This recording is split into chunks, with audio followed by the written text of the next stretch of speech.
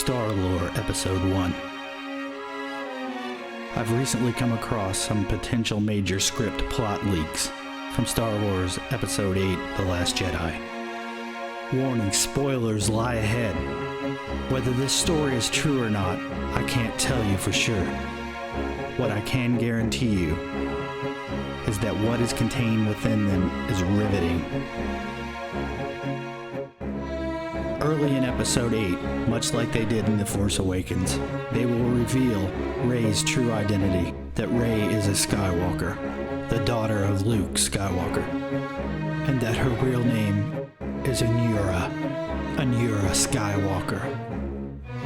When news of her birth began to spread, it was obvious that a child of the Last Jedi Master would be a threat, and assassins were sent to kill the child. Though their attempt was unsuccessful, it was obvious that something needed to be done to protect her. So her mother, with the aid of Lor Santeca, took her to hide her away. They took her to a place where her very presence would be veiled by the Force. A place where even Luke could not sense her. They took her to Jakku. Though there's a lot more to this story, in this episode, I'm going to focus on the fall of Ben Solo. It's obvious that Ben's relationship with his parents were strained, especially his relationship with his father, Han Solo. And though he was extremely strong in the Force, initially they were not going to have him trained as a Jedi.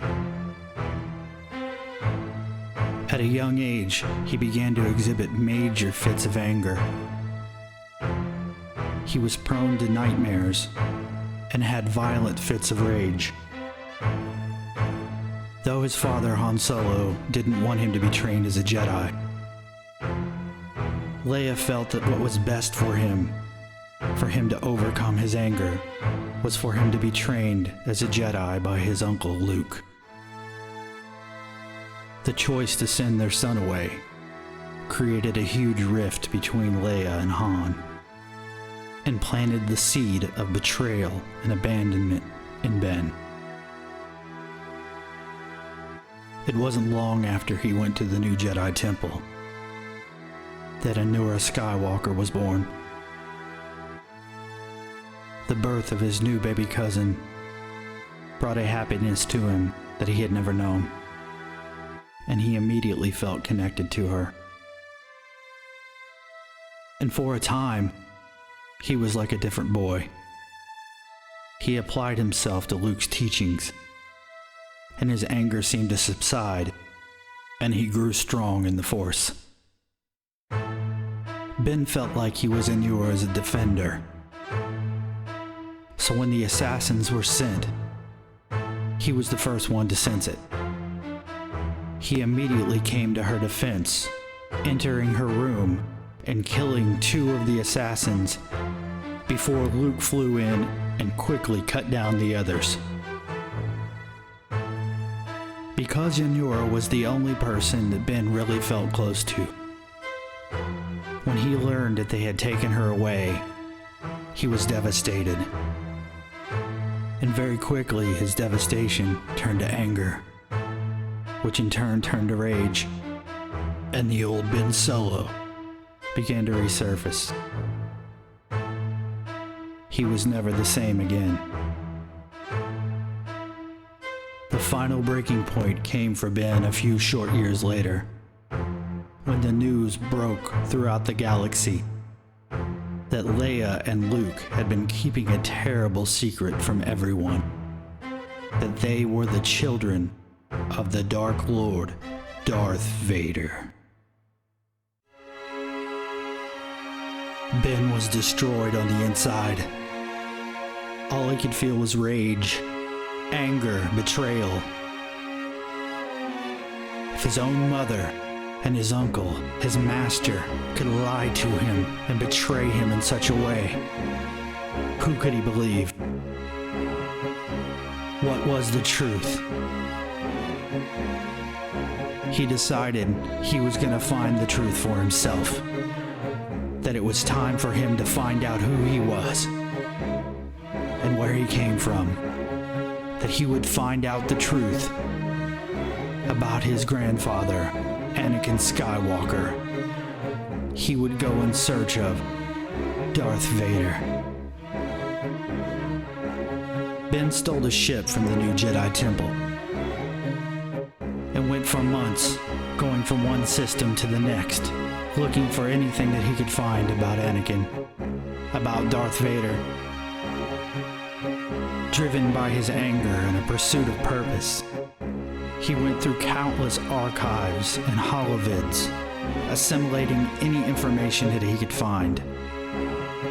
This eventually led him to one place, to the origin of Darth Vader, Mustafar, and to the ruins of Vader's castle. As Ben began to explore the desolation of the castle, looking around at its former grandeur, imagining what it must have once been like, then he immediately senses the presence of others, as he sees several dark hooded figures approaching over the stones and debris. They begin to call out to him, "Son of Vader!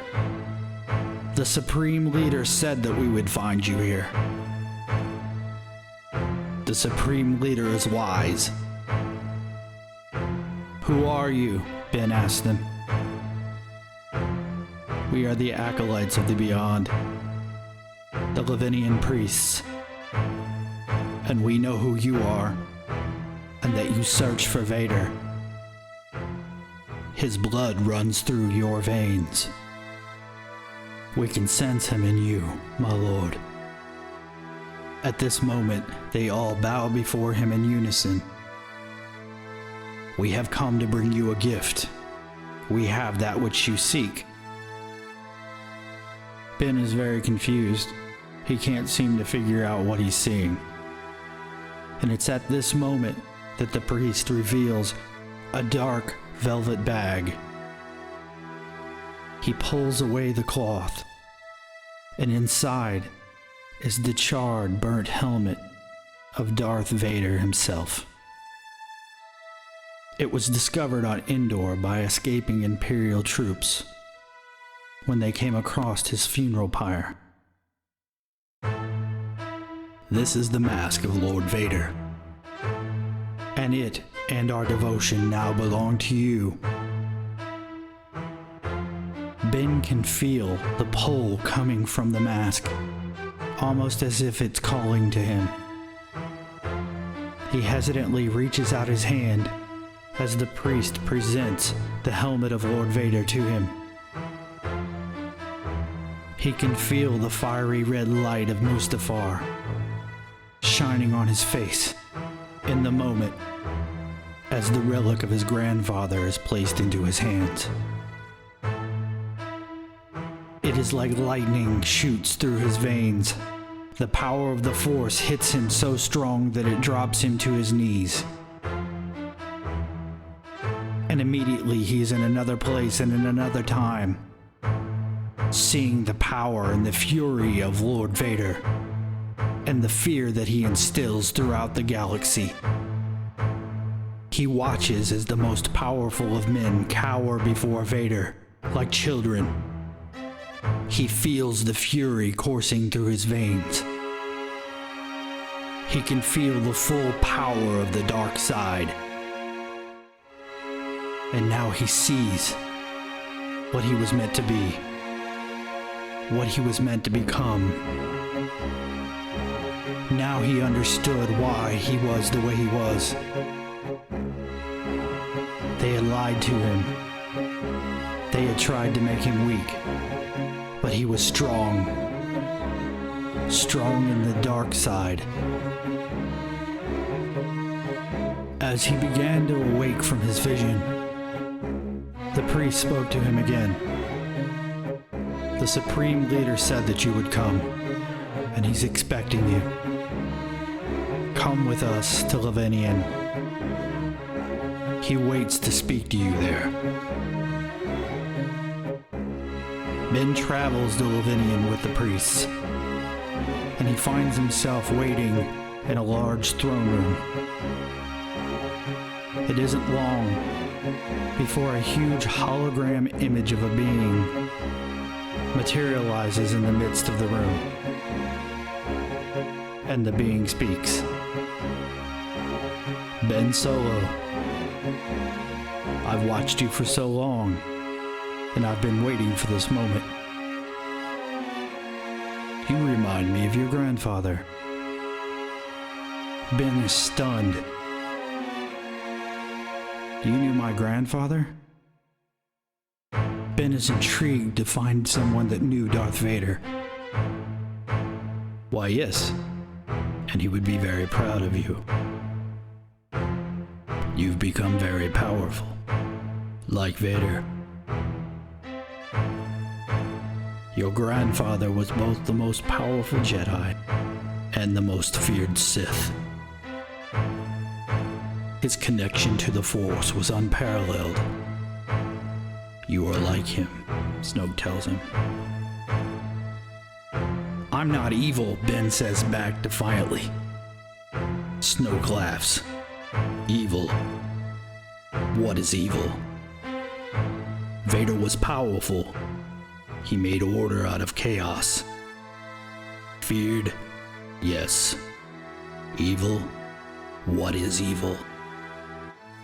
Creating true order for the galaxy after 1,000 years of chaos. Bringing security to systems that have never known it. Is this evil? He forced order. The First Order the galaxy had known in a millennia. The First Order. It's time to restore this order. What has the New Republic done with their so-called liberation, other than allow chaos to return? They pick the bones of the galaxy as they fight each other for power, when none of them deserve power. They lie and manipulate. The Senate has always been corrupt. The galaxy needs true leadership. Powerful leadership. You were born to lead, like your grandfather before you. I know you saw his power when you touched it. You saw who you really are. You can return and serve a lie, or you can take your place at my side and restore the First Order. I'd love to know what you think about this potential plot direction for The Last Jedi. Be sure to comment and let us know your thoughts. Also, please hit the like button and be sure to hit the bell notification so you get alerted of our future videos. My next video will involve the true identity of Snoke, as well as a potential plot twist that they might throw in towards the end of Episode 8 about a brand new character. Be watching for it.